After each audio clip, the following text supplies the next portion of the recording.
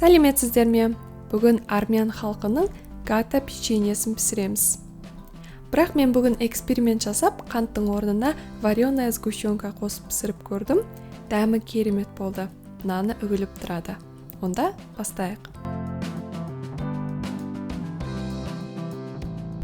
Тоңазытқыштан шыққан сары майды осылай 4 бөлшекке етіп турап, немесе үккіштен өткізіп, ұнға салып, қолмен араластырамыз.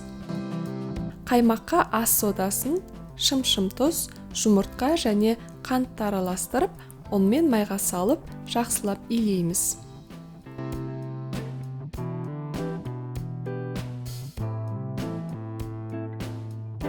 Егер қамыр қолға жабысатын болса, аздап ұн себеміз. Қамырды салафанға орап, 20-30 минутқа тоңазытқышқа қойып қоямыз.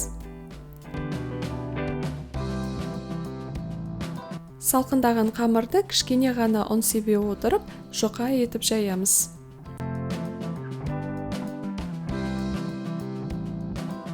Менің қамырымның ені 30 см, ал ұзындығы 70 см болды. Бөлме температурасындағы вареная сгущенканы біркелкі етіп жағып шығамыз.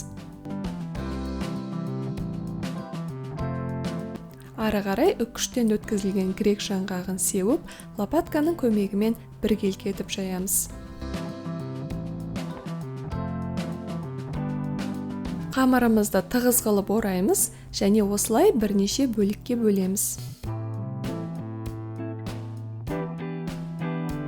Бетіне жұмыртқаның сары уызын жағып, алдын ала 180 градуста қызып тұрған пешке 25-30 минут пісіреміз.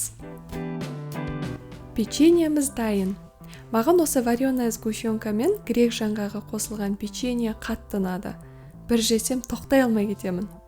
Сіздерге де осы печенье ұнайды деген үміттемін. Жасап көруге кеңес беремін.